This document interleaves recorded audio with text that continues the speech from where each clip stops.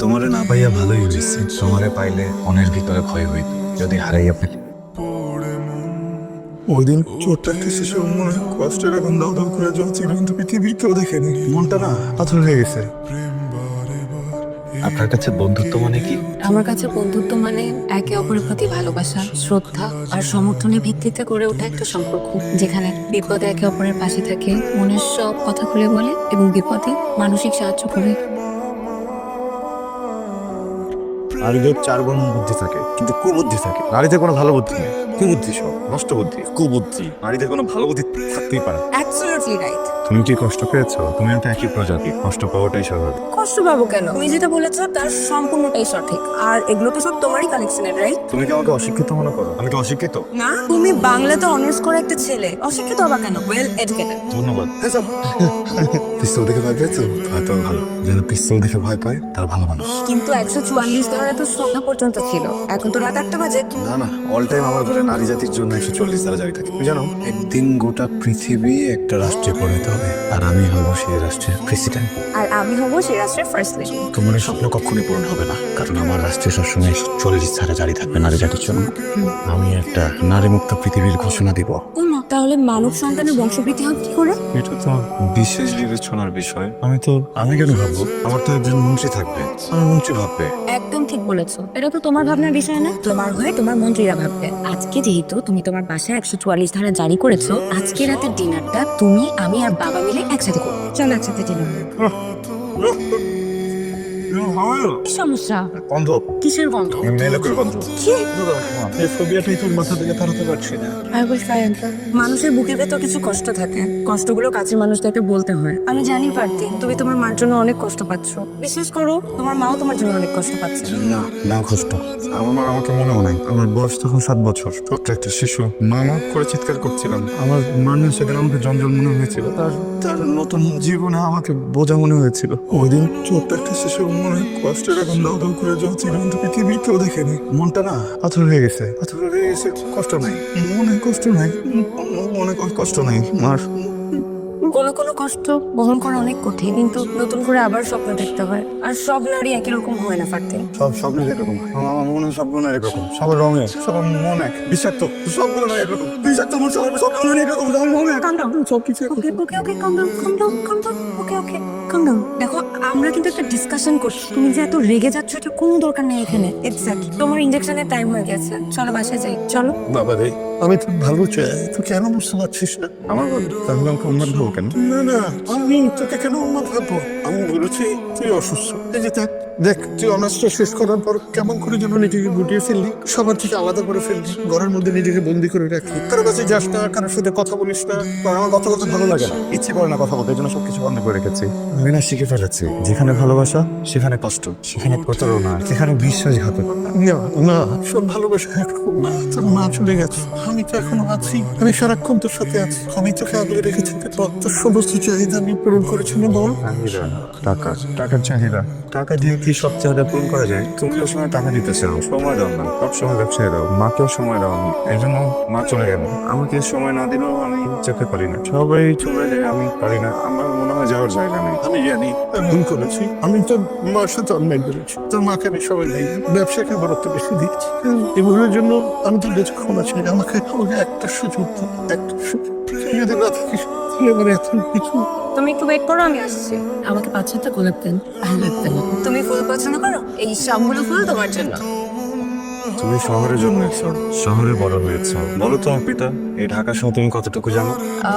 আমার বাসার ছাদ, আমার স্কুল, আমার কলেজ, আমার ক্যাম্পাস। ঢাকা মনে করতে হবে। আমি তোমার কাছে নতুন করে ঢাকা শহর দেখাবো। মানুষ কত বৈচিত্র্যময়, নিজেকে জানতে অনেক কিছু জানতে হয়। সূর্য অস্ত রাতের এই আলোটা, এই আলোটা ভীষণ সুন্দর, মনকে শান্ত করে দেয়। সব বন্ধ করে দেয়। লন্ডভন্ড করলেও সেখানে একটা জানালা থাকে, আর তোমার সেই জানালাটা হচ্ছে প্রকৃতি। যখন তোমার মন খারাপ থাকে, মনে অনেক কষ্ট থাকে, তখন তুমি কি করো? তখন মনে হয় পালিয়ে যাই এমন কোথাও যেখানে মানুষের গন্ধ নেই, সেখানে বিশ্বাস ও অবিশ্বাসের প্রশ্ন থাকে না। তোমাকে বিশ্বাস করা শিখতে হবে ফারদিন। বিশ্বাস মানুষকে ভালো রাখে। কিন্তু আমি তো মেয়ে মানুষকে বিশ্বাস করি না। সবসময় মনে হয় ওরা চলে যাবে। তুমি যাবে কেন? কারণ এটা আমার দায়িত্ব। দায়িত্ব নাকি মায়া? মায়া, হয়তো সেটাই। মায়া পৃথিবীর সবচেয়ে সুন্দর অনুভূতি। মায়া সম্পর্কে গভীর হতে পারে। হবে না, এই শহরের প্রাণীগুলো মানুষ হবে না। দেখেছো রাতের ঢাকা কত সুন্দর, রঙের কি অপরূপ বিন্যাস। তুমি জানো ছোটবেলা থেকে জানতাম মানুষ মারা গেলে নাকি আকাশের তারা হয়ে যায়, দিনভর ঘুমায় আর রাতভর জাগে। চলো এখান থেকে যাওয়া যাক। কি রাতের ঢাকা সুন্দর না? আগে কখনো বের হয়নি, ভালোই তো লাগছে। যখন খুব মন খারাপ থাকবে তখন প্রকৃতির সাথে কথা বলবে, দেখবে মন আপনা আপনি ভালো হয়ে গেছে। মানুষের মন সবচেয়ে শক্তিশালী জিনিস, যদি নিয়ন্ত্রণে রাখতে পারো তাহলে যে কোনো ধরনের কঠিন কাজ করা সম্ভব। দেখো এই মানুষগুলোর চেয়ে আমরা অনেক ভালো আছি না? হ্যাঁ, তাই তো, আগে কখনো দেখিনি। দেখেছো কিন্তু কখনো অনুভব করোনি। তাও এই টাকাগুলো না থাকলে আমি দেবো। পারবি, এদিকে আসো। পাখিগুলো খুব সুন্দর না?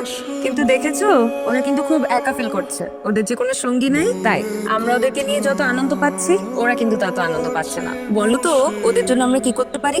বন্যরা বনে সুন্দর, ছেড়ে দেওয়া উচিত। রাইট, ওদেরকে এখন আমাদের মুক্ত করে দেওয়া উচিত। তাহলে একটা কাজ করো, তুমি নিজের হাতে ওদেরকে মুক্ত করে দাও। দেবো, কিন্তু যদি কিছু মনে করে বাবা চাচা।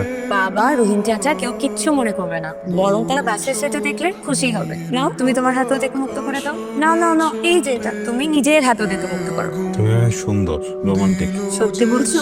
আচ্ছা তোমার কি মেয়েদের উপরে এখনো ভীষণ রাগ? অবশ্যই আমার উপরেও? ভীষণ। ওমা আমি কি করলাম? তুমি আমাকে ভালোবাসো না কেন? কে বলেছে? তুমি জানো ভালোবাসা কিন্তু অনেক ধরনের হয়। যেমন তোমার বাবা কিন্তু তোমাকে ভীষণ ভালোবাসে, আবার তোমার পরিবারে যারা আছে সবাই কিন্তু তোমাকে ভীষণ ভালোবাসে। শুধু তুমি বাসো না। আমিও তোমাকে অনেক ভালোবাসি। আমার কি মনে হয় জানো, তুমি আমার খুব কাছের একজন বন্ধু। আমাদের বন্ধুত্বটা সারা জীবন থাকবে। গুড, কোনো সমস্যা নেই। ফারদিন এখন একজন সুস্থ মানুষ। আমি আমেরিকায় অবস্থানরত ফারদিনের মায়ের সাথে যোগাযোগ করেছি। তিনি পুত্রকে দেখতে চান, উদ্গ্রীব হয়ে আছেন। আকরাম সাহেবের আপত্তি না থাকলে তিনি ফারদিনকে আমেরিকায় নিয়ে যাবেন। আজকে আমি তোমাকে দুটো ভালো সংবাদ দেব। এর মধ্যে প্রথমটা হচ্ছে তোমার ডায়াগনোসিস রিপোর্ট একদম পজিটিভ, তার মানে তোমার যত প্রবলেম ছিল সব সলভ। আর দ্বিতীয় ভালো সংবাদটা হচ্ছে আমার তোমার মার সাথে কথা হয়েছে, উনি তোমার সাথে দেখা করার জন্য ব্যাকুল হয়ে আছেন। আমি তোমাকে বলেছিলাম না, কোনো মা তার সন্তানকে ফেলে দিতে পারে না। উনি আসলে তোমার বাবাকে একা করতে চান না। আমি জানতাম না তুমি একজন ডক্টর। তুমি আমার জীবনে পরিবর্তন এনে দিয়েছো, এই পৃথিবীর প্রতি, নারীদের প্রতি আমার মানসিক পরিবর্তন এনে দিয়েছো। আমি না কখন কিভাবে যেন তোমাকে ভালোবেসে ফেলেছি। সত্যি স্যার, আমি তোমার পাশে থাকতে চাই, আমি সারা জীবন তোমার হয়ে থাকতে চাই।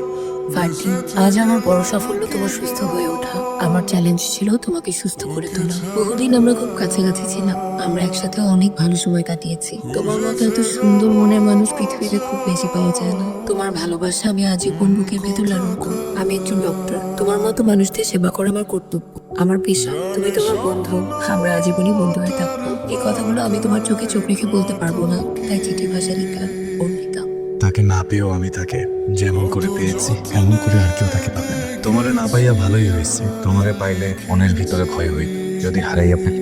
আমার ভাগ্যে না থাকলেও তুমি সব সময় আমার হৃদয়ে থাকবে। একটু ফোনটা তুলি। হ্যালো, আপনি কি অনেক বেশি একটু কথা বলা যাবে? জরুরি কিছু? পেশেন্ট আছে। আমি প্রকৃতি দেখা হয় না, আপনি ফ্রি থাকলে আগামীকাল কোথাও যেতে চাই। আপনি কি নদী দেখার জন্য আমাকে এখানে নিয়ে এসেছেন? না মানে নদী দেখার জন্য এখানে নিয়ে এসেছেন না কিছু বলবেন? আপনার কাছে বন্ধুত্ব মানে কি?